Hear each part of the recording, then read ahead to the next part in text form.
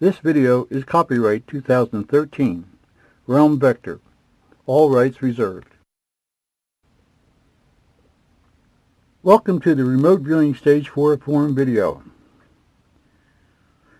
The Stage 4 page looks like this. It's a continuation of concept processing. Before we begin to fill in the blanks, let's take a look at the new terms on the paper.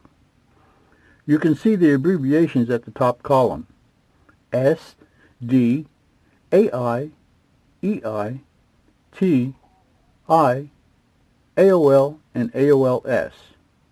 These stand for the following: sensories, dimensionals, aesthetic impact, emotional impact, tangible, intangibles, analytical overlay, and analytical overlay signal line.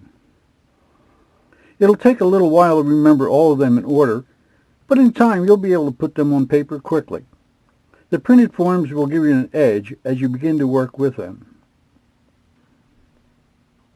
Here is the brief meaning of each term. We've already used the terms S, D, AOL, and AI. All that's left to learn are E, I, T, I, and AOLS. EI. This simply means emotional impact statement. AI was an emotion we felt from a distance to the target. Using the heart chakra, we now feel the target as though we were in the midst of it, and it is affecting us emotionally. We become immersed, emotionally involved. This will elicit new feelings and perceptions by making this move inward. EI is the pivot point for Stage 4. It takes us everywhere when we probe that heading with the pen. When you get stuck, come back to EI with a probe. T. T stands for tangible, touchable, physical. We often perceive new things after having used emotional impact to elicit them. Suddenly, for the first time, we're using nouns, and it's okay. If something comes to you of a physical nature, you will enter it here. I stands for intangible, untouchable, non-physical. When an emotional impact feeling takes us to things like concepts, ideas, and the like, we enter those elements here. Examples are institutional, artistic, and so forth. Any values that we understand but cannot see of themselves. AOLS. This aspect is a bit more difficult to get because we're now mining ideas which we've tried to ignore before, but now they may have some validity. Their nature keeps cropping up, so we must acknowledge them, but we still give them their own place. They are different from AOL because they're starting to make sense. But unlike AOLs, they are elusive and inconclusive. Abbreviations. Now that we have become familiar with the terms, let's begin graphing their locations. To log the sequential nature of our entries, we enter them in what we call stair-step fashion. First, we always start with entering the sensory data under its column, S. Then dimensionals come as the entries below and to the right of it. AI is next.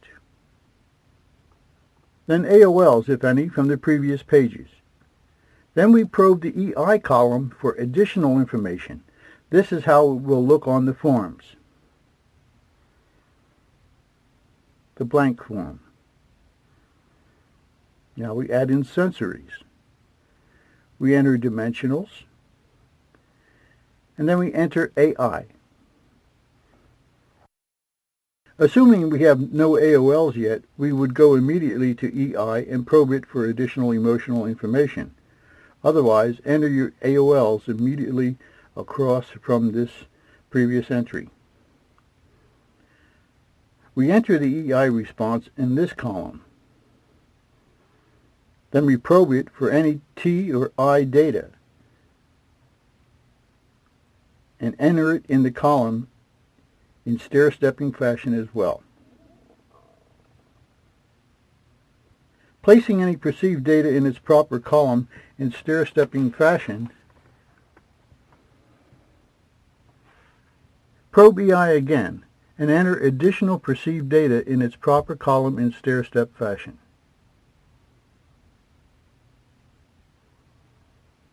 As any perceptions enter consciousness, we can place them at any time at the bottom of the page as notes, allowing any kind of valid information to now be recorded as it comes.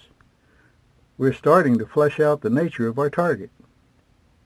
Of primary interest to us at this time, in the order of their interest, would be intangibles, then tangibles. Anything in our notes at this point that piques our interest will be considered the first element to probe on the next page, page 5. Let's go there now.